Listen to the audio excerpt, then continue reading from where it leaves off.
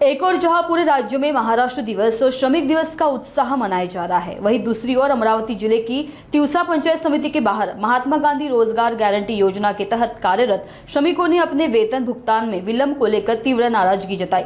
इस नाराजगी को व्यक्त करने के लिए उन्होंने भीख मांगो आंदोलन किया, जिसका आयोजन तालुका युवक कांग्रेस द्वारा किया गया।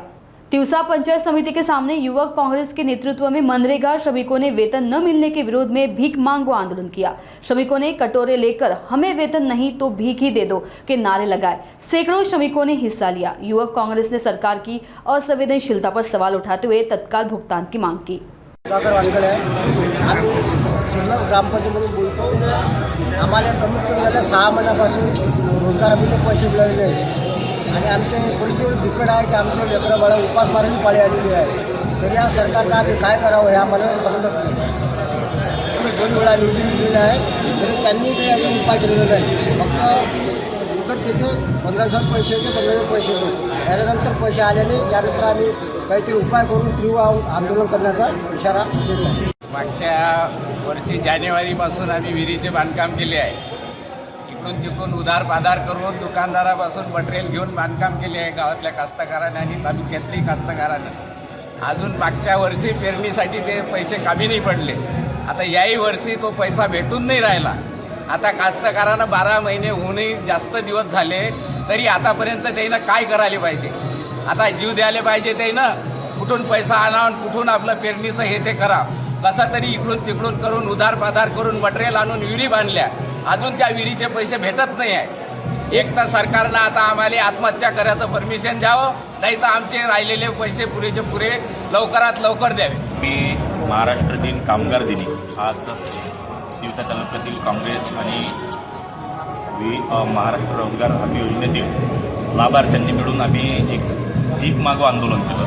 याची प्रमुख मागणी आमची हीच आहे, मागील 1.5 वर्षापासून 400 लोकांचे 4,96,00,000 कुशल देयके प्रलंबित आहे।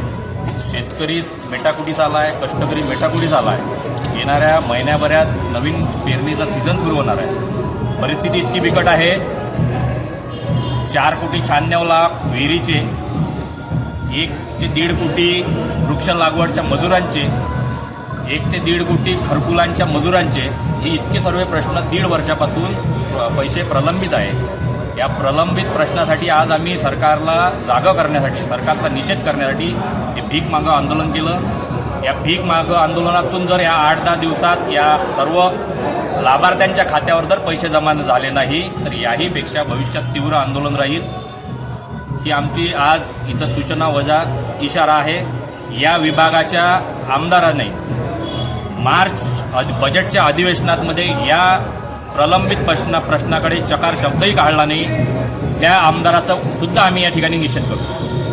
गोरगरिबांसाठी जर योजना राबवल्या असत्या तर 1.5 वर्षापासून कष्टकरी शेतमजुरांचे पैसे प्रलंबित ठेवले नसते। त्यांना मोजक्या लोकांना हा सत्तेचा लाभ पोहोचून द्यायचा आहे। त्यांचा कुठेही कष्टकऱ्याकडे कुठल्याही प्रकारचं लक्ष देण्याची त्यांची इच्छा नाही किंवा मानसिकता नाही। हे या 1.5 वर्षाच्या पैशाच्या प्रलंबित पैशाच्या मुद्द्यावरून आपल्याच लक्षात येते।